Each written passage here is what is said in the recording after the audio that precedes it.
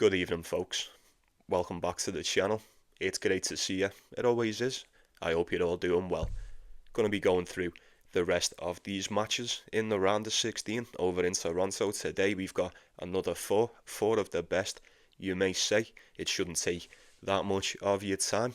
Be sure to get your comments in with your predictions. Let me know what you fancy today. Anything I'm going for will always be in that pinned comment. Make sure you check that out. If you want to, you do what you will with it. You take it if you want, you leave it if you must. It is entirely up to you. But like the video, if you'd be so kind, get yourself subscribed to the channel. If you're not already, we do continue to grow each and every day. It would be an honour to welcome you to the team. You can support the channel if you want to. Do not feel obliged. There's a link in the description and the pinned comment, or you can hit that thanks under the video. But let's waste no more time with it. First things first, how are we all managing today? 'Cause today is still going on. I'm currently watching Zverev and Cerundolo. Lerner TN, bit disappointed with Lerner TN, but I was well and truly redeemed with the over in Alexei Popyrin and Holger Rune. I'm hoping Zverev and Cerundolo can give us a rather competitive match and see me through with a nice little chunk of profit for today. Fingers crossed, wish me the best of luck, but you let me know. Did you win? Did you lose? Did you just come close? And let's just get straight into business, folks. Let's get it on. Right, so first off, today over in Toronto, we've got Big Foe and Alex de Minaur. Should be a decent match. Should be rather exciting. Indeed, head-to-head is 3-1 to the Demon. He did win the first three, 2017, 2018, 2019. All on the hard court, and then Big Foe winning the most recent of the four in 2022 over in Paris. Straight sets, every one of them hard court. Nice, not too bad. Times have changed, a lot happens in 3 years. Who is it going to be in this one? We're getting the Demon around 1.3. I expected him to be the favourite, absolutely. Did I think he'd be around 1.3? Maybe not, but I don't know what I expected. Maybe I would have liked a little bit more on the Demon there, providing I was going for him. I suppose if you fancy a bit of Big Foe today, 3.5 is perfect for you. That is more than ideal. Do we think he's going to win? Personally, I would have to go with Alex de Minaur in this one. Doesn't seem like slowing down.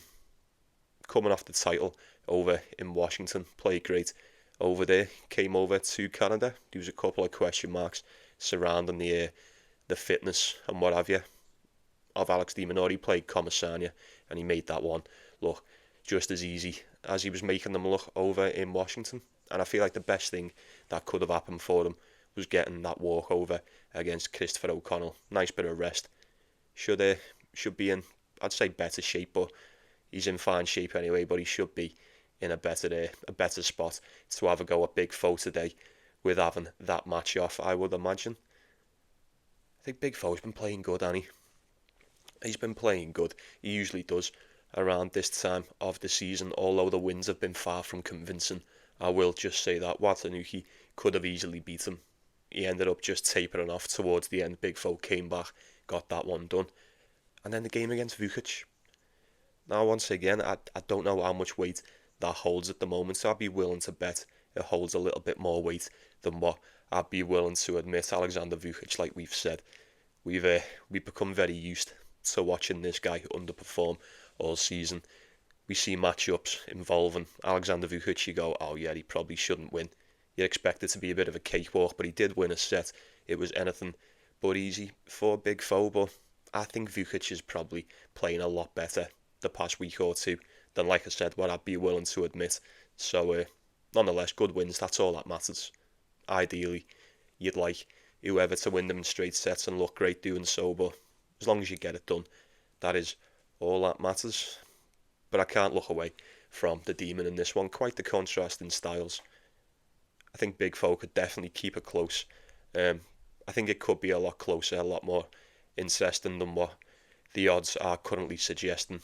3.5 for Big Foe, it's not a bad shout. I mean, I imagine there's going to be some takers on that. I don't think I'd be brave enough to touch it personally. But providing he can serve well, big hitter, most definitely got the power advantage on the Australian, but I said it last time with Demon, didn't I?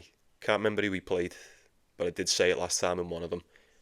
Having the power advantage against Demon, he's probably one of the very few players at the highest level on this tour that having the power advantage doesn't necessarily mean anything. It doesn't really mean anything. God, who did he play last time when we were saying this exact same thing? I've said it a few times, but you think, oh yeah, so-and-so is going to blast him off the court. There's not many that redirect the pace and can play within their opponent's pace better than the Demon, if you ask me. He really does turn it against you. I know Foe's got a big serve, and he can hit really big. I fear that may not be enough. Like it never is. It's never really enough for anyone to just come past and blast Demon off the court. More often than not, it doesn't really go your way. I think you're going to need another way, a few more tools in the bag to get this job done, I'm afraid. I'll be going with the Demon. 1.3 is very steep. If you think Big Foe could keep that close, I'd lean towards an over. I don't imagine the total would be that high. Like I say, if you're gonna have a little sprinkle on Big Foe, it's probably gonna be this time of the year. Do I think he's gonna beat Alex de Minaur? No. He's most definitely in with a shout at stealing the set. You never know. Demon has played a lot of games lately. A lot of games. He has had the day off. It could do wonders for him. It could go against him. I don't know. Maybe you let me know. You'd think having the walkover, getting that extra day's rest, would be better for you. Some may say, it's breaking the stride. It's taking you out of your rhythm. I don't know. I'll let you decide. I'll be going with the Demon in this one, folks. Absolutely. So next up, it's going to be Andrei Rublev. Alejandro Davidovich Fokina. I can't wait for this. It can't just be me. I cannot wait for this match. This is going to be great. Whatever happens, however they go about the business, you're going to want to watch this one. It's going to be fantastic. These have played each other quite a few times over the years. 5-1 is that head-to-head to Andrei Rublev. 5-1. It's quite one-sided, to say the least. Although Davidovich Fokina, the one game he has won was the most recent out of the 6 over in Barcelona earlier on in the season. 7-5, 6-4. Happy days.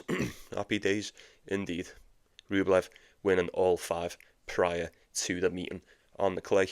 2 of them on the hard court and 3 on the clay for the Russian. He's a dog in this. He's a dog in this. That's the first thing that jumped out to me. Is that going to make me want to go anywhere near him? Probably not. I don't think it changes my mind at all on this one. I am not surprised to see Davidovich Fokina as a favourite in this one, folks. And I don't imagine you are either. I mean, he had to be a favourite, really, didn't he? He kind of had to be a favourite, even if it's just slight. I do understand it. He was another one. Got to the final over in Washington. Weren't too convinced. I was a little bit concerned regarding the fitness of the Spaniard coming over to Canada, but he's looked fine. He's looked as good as he's done all season, as fresh as a daisy. Corentin Moutet and then Jakub Mensah, he just schooled him. He's looked fucking really good. He looks like he's on for another deep run yet again. Andrei Rublev, easy one against Gaston. Kind of struggled a bit against Lorenzo Sonego. Took the 3 sets to get past him, but he's had a couple of rough ones in the past against Sonego. Decent win, but if you're putting the 2 of them side by side on paper, you'd say Rublev should have no problem getting past a Lorenzo Sonego. But it is what it is. It is what it is. What do we know? Look, we say the same thing about Rublev all the time. It's only fitting we say it once again. The player that resides within is much better than Davidovich Fokina. The head-to-head would most certainly suggest that. The Rublev that stands before us today, he's far from trustworthy. And it's not impersonal, because I speak for myself, I love Rublev, I do. I love the guy. But our boy's been in his own head for quite some time now. For quite some time. And considering he's currently sitting at number 11 in the world, just outside the top 10, if Andrei Rublev is 11th in the world, is Davidovich Fokina really 19th in the world? Is he really, or is he a little bit higher than that? I don't know. You tell me. I was thinking about this before. 27 and 17 for Rublev on the season. Hey, it's good. It's really good. I know people have shat on him saying, oh, he's this and he's that, but like that's still good. That's still good. It's been a couple of times, quite a few times, where you'd expect him to pull through, and he just hasn't got the minerals to do so. But 27 and 17 is still a lot better than most. 9 and 7 on the hard court. That's not quite like Andrei Rublev, is it? That is not quite like Andrei Rublev at all. Davidovich Fokina, 34 and 18 on the season. That's better. Maybe not by a large amount, but it's still better by a decent chunk. 19 and 9 on the hard court. That is much, much, much more trustworthy, much more efficient, and we know this because we've watched the pair of them all season. We have caught pretty much every one of their matches this season, have we not? Have you been more impressed with Davidovich Fokina? This guy has been severely slept on all year. I didn't expect him to be half as good as what he's been this year. Absolutely not. So I will always tip the cap to that. I think he beats him. I'm at that point now where I'm not letting that price sway me. I'm not. If I could, actually no, I'm not. Probably shouldn't joke, but I was going to say I imagine one of these two are going to lose their fucking mind today. One of these two are very, very likely to just capitulate and just fucking melt down. Who's it going to be? I'm not too sure. I think both of them have got it in them. I couldn't look away from Davidovich Fokina at the moment. I feel like they're more than capable of beating whoever the either one can beat. They can definitely hang with each other in regards to, we strip it down to the basics, the serve, the return. They can definitely hang about with each other, providing they can both implement a solid game plan. Davidovich Fokina has been much more trustworthy, much more efficient. He's in a hell of a lot better form, much more momentum riding behind him, just on the season as a whole. He's shot away a couple of titles, couple of bad ones. I'll say that, you can't deny it. But if Davidovich Fokina has been untrustworthy, and you don't fancy it with him, you can't be any more confident in Andrei Rublev getting this one done. I don't know who's going to win. Ultimately, I think the real winner in this one is just going to be tennis. I really do. It's going to be great. Can't wait. Cannot wait for it. I'm not going to touch this one. I'm just going to sit back and enjoy my Sunday and watch this one with nothing riding on it. I can't wait to see how it goes. You do let me know what you'd be doing in that one. I don't imagine there's many brave a man out there that's gonna have any business with this one today. So I'd approach it with severe caution if you do want to touch it. But there's going to be absolutely nothing from me on that. For the sake of a prediction, I would have to go with Alejandro Davidovich Fokina. Alexei Poplin's just done Holger Rune as well. Cashed that over for me. Nice. Very, very grateful for that. Needed that one today. It'd be alright if Zverev and Cerundolo can have a close one now. Davidovich Fokina. For a set. Take him for a set. Play it safe. Simplify it. Shorten it down. If you do a parlay, he should be taking a set off this version of Rublev. If Sonego can take one, this version of Davidovich Fokina can definitely take one. He hasn't got to get up and play an hour early today, so he's not going to... he's not going to be pissed off. He woke up and wrote that statement and he came out and he absolutely smoked Mensah anyway, so it's like, I don't know. That's neither here nor there. But did you see that? Did you see that statement that he made because he had to play an hour early the other day? I was quite frankly disgusted in that. Like, I get it to an extent. Like, I get it, it's whatever. But you can't really... Someone in his position, you can't really complain about having to wake up and go and play tennis at 11 instead of 12. You've got people out there getting up at the crack of dawn, clocking in, grinding out a job that they fucking despise. But you can't be arsed playing tennis, and I don't know. Like I said, it's not my place. It's not my place. But please do let me know your thoughts on that. I don't imagine many of you, if any, would have agreed with that. It's kind of bitch made, innit? Kind of pussy material. It's nothing personal against Davidovich Fokina. He's a fantastic player. I've enjoyed watching him, but those thoughts that he put into words and then put into a statement, with thoughts and words of a fucking tart. He just were. End of. I think he gets this one done, and we'll move on.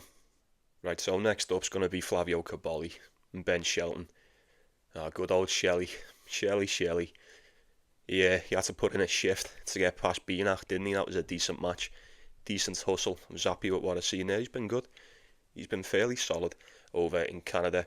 This is what we expected, and I mean, I'm not surprised. He is most definitely one of the tougher guys to beat. Most definitely one of the tougher guys to break anyway on the day, I'll say that. Flavio Cobolli, though, man, I mean, the blazing hot in form. Flavio Cobolli's been fantastic to watch, Yanni. This guy has been a treat to watch ever since he snapped out of that skid, came into form. He's been one of the better players on the tour since Bucharest at the start of April. Fact, absolute fact. Decent on the clay, decent on the grass. He was he was crap, to say the least. He was a bit fucking crap to start the season over on the hard court. I weren't so sold on him coming back, transitioning over to the hard court again to see the rest of the season out. But he went 1-1 in Washington, got absolutely annihilated by Francis Tiafoe. And he comes over to Toronto as a very, very close game. Weren't very convinced against Alex Galano, but he got the win. And then against Fabian Madison, I thought, after that first set, I thought he was just going to walk him, and he dropped the second, and then it was a bit hit and miss in the third. Pretty much could have went either way. If it was someone a little bit more capable, they probably would have beaten him, if I'm being honest. But a win's a win. 3 sets, the pair of them. You might need 3 sets to get past Ben Shelton, if I'm being honest with you.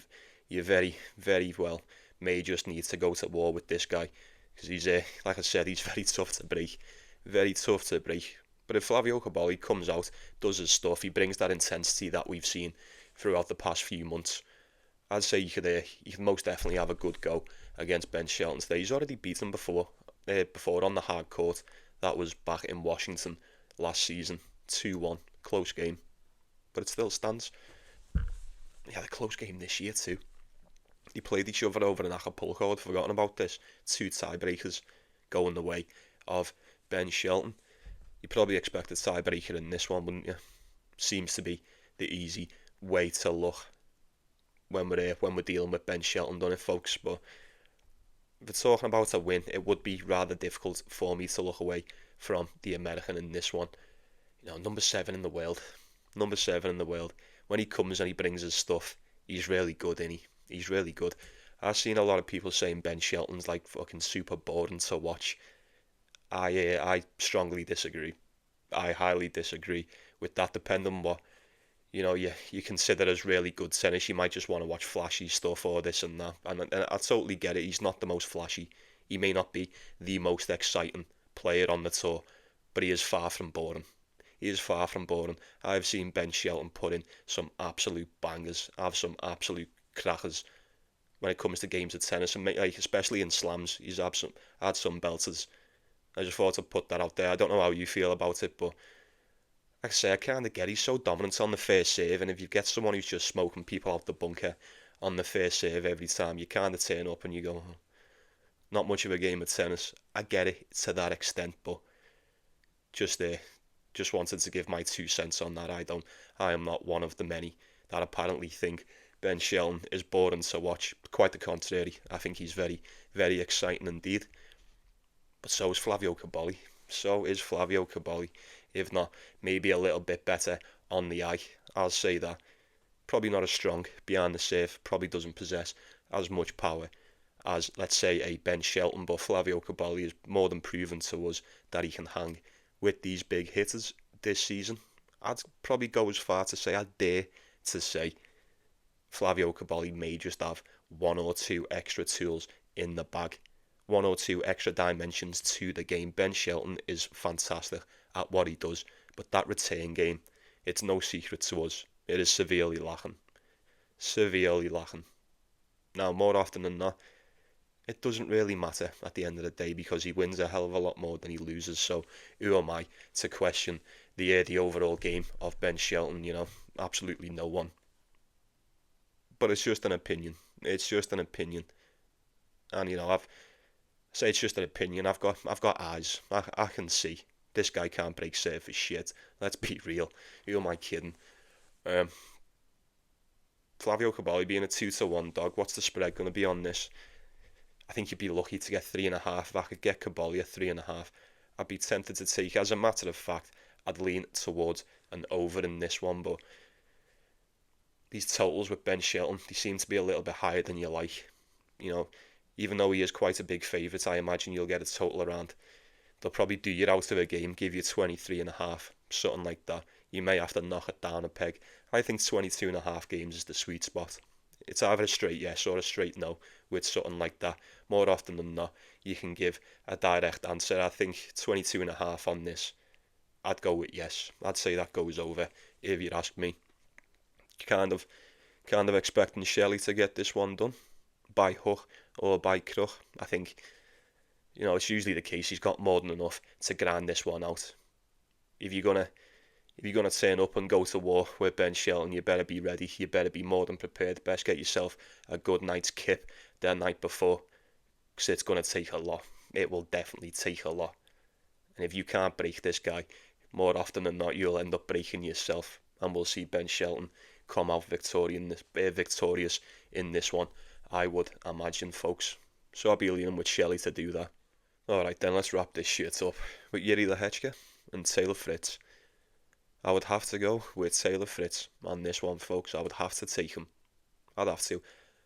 Said it for months now, haven't I? It just feels wrong. Doesn't feel right going against Taylor Fritz at the moment. Yuri Lehecka, no joke. By any means, absolutely no joke. These have played each other 3 times before, all 3 going the way of the American, and they were all in 2023, twice on the hard court, once on the clay. One in Cincinnati too, so similar conditions to the ones that we have over here in Toronto. Today we do head on over to Cincinnati next week. I'm very, very excited for that. Back-to-back Masters, fucking get in. Happy days for us. But we're getting Taylor Fritz around 1.4, and I feel like that's probably a rather sweet parlay piece, if you ask me. Far from convincing against Roberto Carballes-Baena in the first round. Close match, probably a bit too close for comfort, considering the odds, but he managed to get that one done. And he played Gabe Diallo after that. Kinda had everyone fooled. After the first match against the Spaniard, you thought, Diallo plus them points, that's probably a sure thing today. Absolutely not. You were sorely mistaken. Taylor Fritz just smoked him. Bit of a washout, really. 6'4", 6'2", not a lot the Canadian could do against Taylor Fritz in that one, I'm afraid. I think Yuri Lehecka's looked decent, taking out Mackenzie McDonald. Had a rough one. It was a decent performance, but it was a close match in the end with ATP, who we must add has just come off that big layoff, having a very close one against ATP, and he was playing decent too. He was playing decent until he eventually got dispatched. I think playing Taylor Fritz, especially this version of Taylor Fritz, is one hell of a step up. And even when Fritz hasn't exactly played his best this season, he's still managed to have more than enough to get it done. Gets past pretty much everyone, unless it's like an Alcaraz or a Sinner, and there's no doubt he's definitely capable of doing some bits against the best.